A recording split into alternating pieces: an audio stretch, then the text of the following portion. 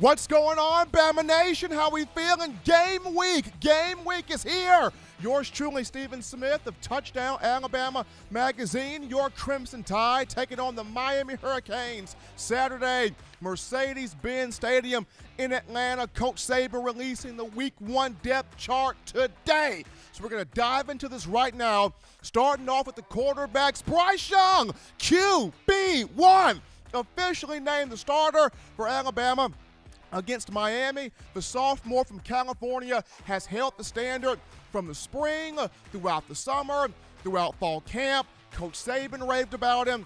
Bill O'Brien raved about him. His teammates raved about him. So Young has earned it. Looking forward to seeing what he does against the Canes. Behind Young, we've got redshirt sophomore Paul Tyson. It's the backup quarterback, primary holder on special teams where field goals are concerned. And then the third stringer, we got the true freshman from Tompkins High School out of Katy, Texas, Jalen Milroe. Now, interesting tidbit here. Jalen Milroe has changed his number.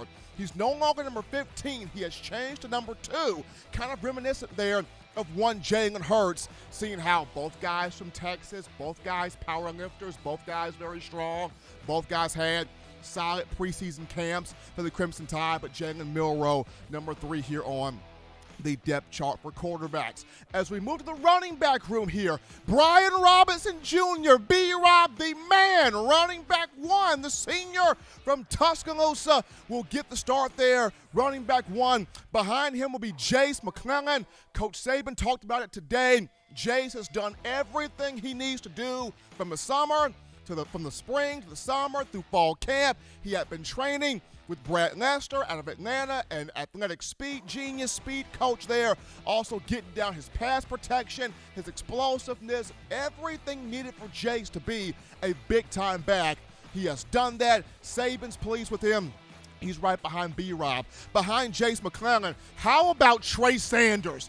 The maturation of this young man, the miracle of the rehab, of the training. You got to give kudos to Dr. Matt Ray and Coach David Ballou, the strength staff, getting Trey back to 100%. Had an outstanding camp, had outstanding scrimmages. Looking forward to seeing what Trey does. And then rounding out the order here, we've got Roydell Williams, somebody of whom looking forward to seeing, watching what he does in the upcoming season, starting with Miami. But it's B-Rob, Jace McClellan, Trey Sanders, and Roydell Williams in that order. As we go down to the wide receivers here, we start off at the X position, the split in at the top of the formation, where John Mechie is the number 1 guy. Behind John Mechie, we have Ajiye Hall and Javon Baker. So John Mechie here taking over the mantle left behind by Devontae Smith as the number 1 wide receiver. Mechie a season ago, 55 catches, 916 yards, 6 touchdowns. Looking forward to seeing him do even more this upcoming season, starting with the Canes. At the H spot, or in the slot, we've got Slade Bolden. Slade Cat did it. He was able to fend off the young guys. So Slade Bolden, number 1 in the slot, but right on his hip. I told you guys all fall camp, JoJo Earl was right in the hip pocket of Slade Bolden. It came out exactly that way. Earl right behind Bolden in the slot. Coach Saban talked about it. Earl all camp, consistent route runner, great hands, great speed, great burst, great explosiveness, great ability. And for a guy that was not an early enrollee, for him to step up and do what he did throughout preseason camp, I'm telling you, people, we've seen greatness when you look at Julio Jones, Calvin Ridley, Amari Cooper, Jerry Jeudy, Henry Ruggs III, Devontae Smith, Jalen Waddle. But is JoJo Earl next? He very well can be next.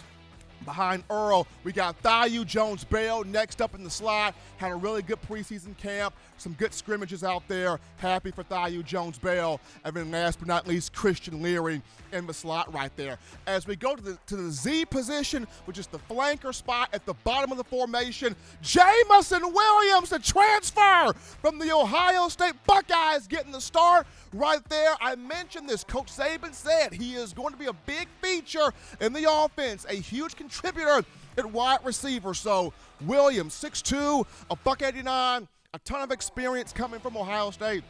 He gets to start there at Z. Behind him, we've got Trayshawn Holden, number 2 at that Z position. And then Ja'Cory Brooks. I told you guys, Brooks starting to pop off there as a freshman at the bottom part of fall camp. He earns that 3rd spot there at Z. But as we go now to the tight end room here for the Crimson Tide, and here comes the big news. Cam Latu, the man from Utah, has leapfrogged Jahleel Billingsley. Cam Latu, a starter at tight end at 6'5", 250 pounds. Ever since he made the transition from outside linebacker to tight end in 2019, built up his body, built up his hands, built up his route running, built up his speed, has become one of the favorite targets of Bryce Young, especially in the red area. Big ups there to Cam Latu. Behind him, Major Tennyson, who came in the 2017 class, still trucking along, still a part of the program. So big ups there to Major Tennyson, sticking it out. And then Jahleel Billingsley rounding out the list here. Got to fight his way back, or got to earn his way back, as I should say, to that number 1 spot there in the tight end room. But Cameron Latu, number 1 tight end for Alabama. As we go now to the offensive line, people, for the first time in the Saban era at Alabama, we have an all-black starting 5 offensive line. When you look at Evan Neal at left tackle, Javion Cohen at left guard, we have Chris Owens / Darian Dalcourt at center. There was competition there for the center spot last week of fall camp. Chris Owens will get the start against Miami, but if there happens to be a struggle, look for Darian Dalcourt, big 71, to get in there and get some work in. At right guard, we have Emil Ekiyor, and at right tackle, Kendall Randolph. Hopefully, he'll be able to go against Miami, but named as a starter at right tackle. Bam, that first all-black starting offensive line in the Saban era. As we transition now to the defensive side of the football, we go over to the defensive line here, and we look at defensive end. We've got Justin Aboigbe starting in place of LeBron Ray, coming back from that groin injury, groin surgery there. So we got Justin Aboigbe as the starting defensive end. Starting nose tackle, we got DJ Dale, the junior, but right behind him, big Tim Smith. So keep your eyes there on that match, on that situation right there. But DJ Dale be starting nose tackle. And at the other starting defensive end spot, we got big Fidarian Mathis in his 5th year with the program. So Aboigbe, Dale, Mathis starting there on the defensive line. We now transition to the linebackers. So strong side linebacker, Sam linebacker, the starter. Come on down, CA!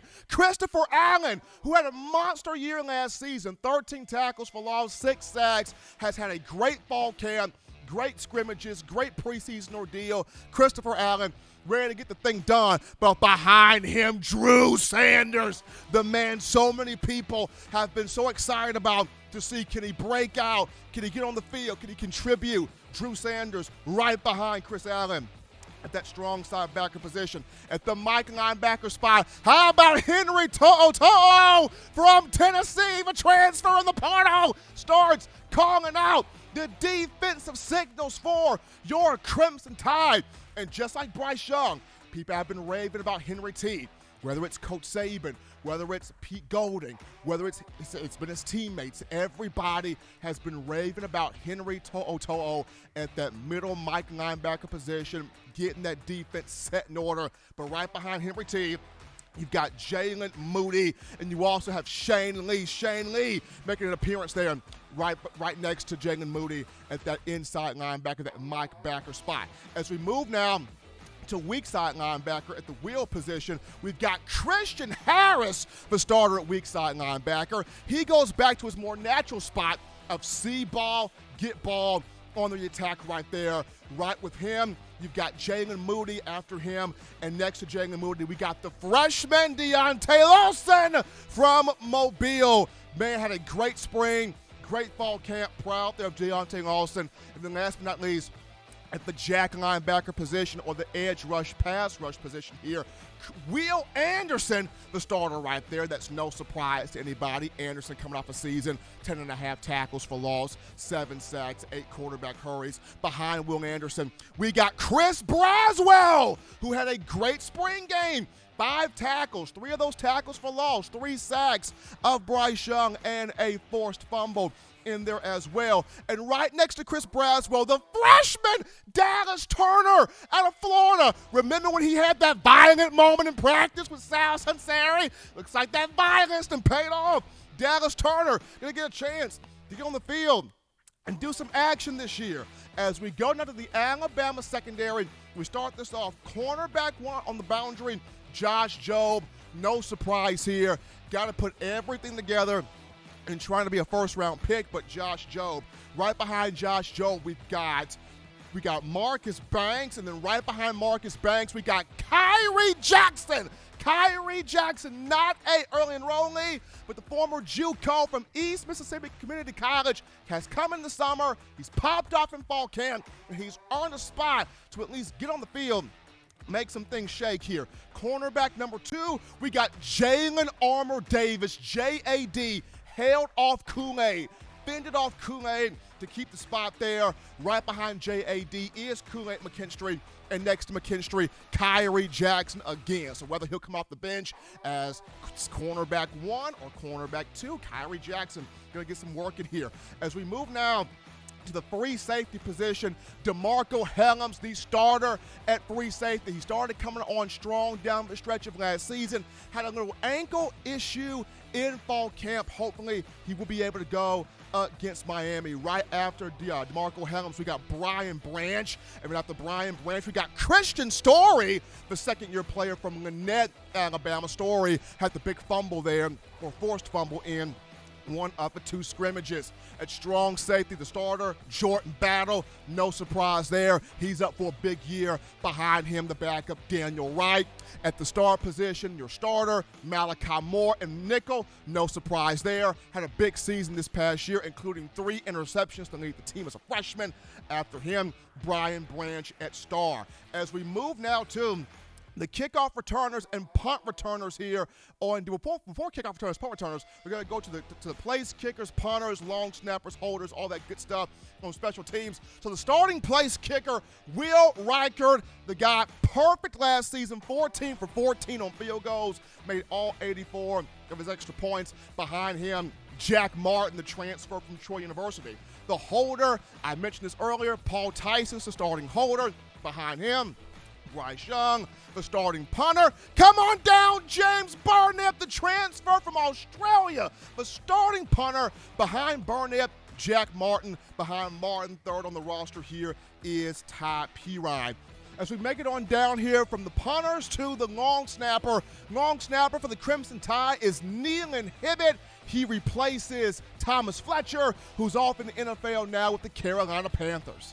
Now we go to your kickoff returners and punt returners. Starting this thing off from the punt return aspect, JoJo Earl, the starting punt returner. I'm telling you, people, this is Jalen Waddle 2.0. When you look at the speed, the burst, the visions, the hands, the quickness, the ability, the agility, all of this, Earl's got it all. And it's going to be interesting to see if Miami punts to him. How quickly can he take it to the crib and house that thing coast to coast week 1 against the Canes? Behind JoJo Earl, you got Slade Bolden, a dependable, reliable punt returner. He did it this past season. And then behind Slade Bolden, you've got on the list there Kool-Aid McKinstry, defensive back. Now, I know a lot of times, people don't like to see defensive backs returning kicks, returning punts. We've seen this happening in years past, and Kool-Aid definitely has that ability to be special in that regard. In terms of the kickoff return aspect, we've got Jamison Williams from Ohio State transfer, once again getting this opportunity here on kick return. He's got speed, got burners, got wheels, he can fly.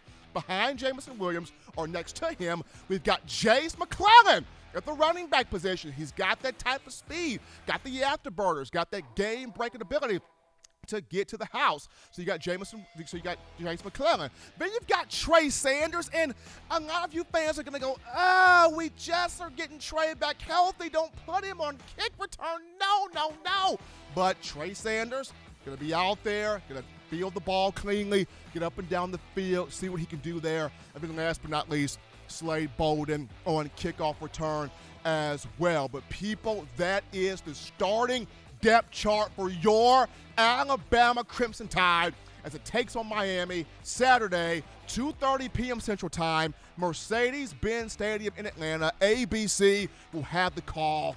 I'm yours truly, Stephen M. Smith, for Touchdown Alabama Magazine, breaking down the depth chart for your Crimson Tide.